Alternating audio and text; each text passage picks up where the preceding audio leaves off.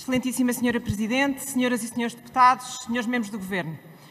O programa do Governo para a área da saúde tem algumas boas intenções, arrastadas desde 2015, por exemplo, 5 novos hospitais que não passaram ainda do papel ou de uma pedra simbólica. Tem más ideias, desencantadas na legislatura anterior, como a exclusão das PPPs. Tem omissões graves, como seja os cuidados paliativos, as doenças raras ou a eutanásia, assunto aqui já perguntado pelo CDS e novamente omitido pelo Sr. Primeiro-Ministro. E elenca um rol de intenções que a falta de capacidade de execução dos últimos 4 anos transforma num fatal déjà vu. Nada a que não tenhamos sido habituados por uma governação que anuncia em vez de fazer e que desenvolveu o mau hábito de nem investir nem pagar dívidas. Falemos justamente de dívidas, porque embora as pessoas não sejam números, a verdade é que estes explicam muito do que os utentes têm passado nos serviços de saúde. Listas de espera de anos e em crescendo, encerramento temporário de serviços, demissões sucessivas de direções clínicas, saída de médicos especialistas. De acordo com o portal da transparência do SNS, a dívida total a fornecedores externos em agosto de 2019 era de 1.833 milhões de euros. Só para ficar claro, o SNS deve 3,5 vezes o valor do Orçamento do Estado para a cultura. A dívida dos hospitais EPE, que a tutela anterior, que é agora repetente, afirmou publicamente, aqui mesmo na Comissão de Saúde, que iria saldar até ao final do ano, cresceu 65 milhões de euros em setembro de 2019 e fixa-se em 651 milhões de euros.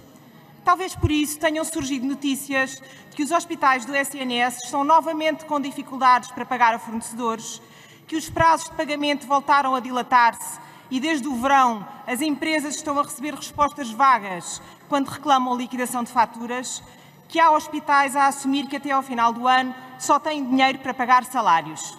E isto quanto às dívidas reconhecidas nas contas, porque há pelo menos 1 ano de cirurgias realizadas através do SIGIC que nem sequer foram ainda faturadas. Vai ser preciso uma nova injeção de capital, que é na verdade um prémio à má gestão.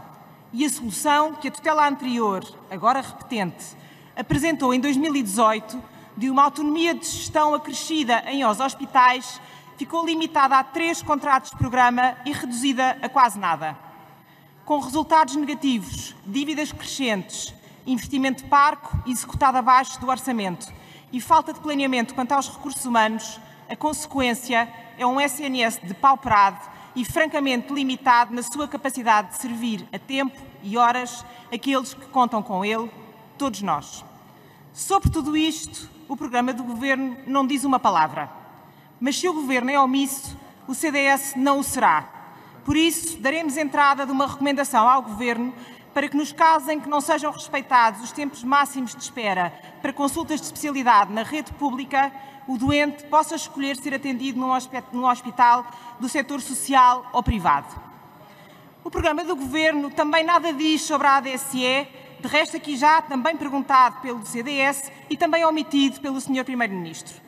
O que é particularmente negligente quando são conhecidos vários estudos e relatórios, incluindo o da Entidade Reguladora da Saúde e hoje mesmo do Tribunal de Contas, que demonstram que a sustentabilidade da ADSE está em risco e só pode ser garantida com o seu alargamento.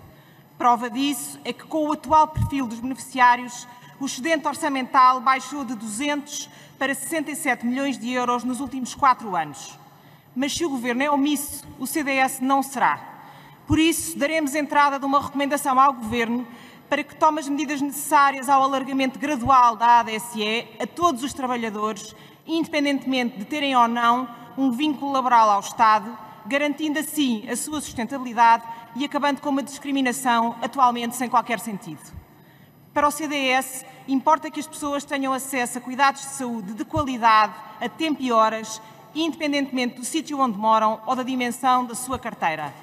Apresentamos hoje mesmo as nossas propostas porque não nos demitimos de propor uma alternativa que passará sempre por garantir a todos a liberdade de escolha que atualmente é reservada só a alguns.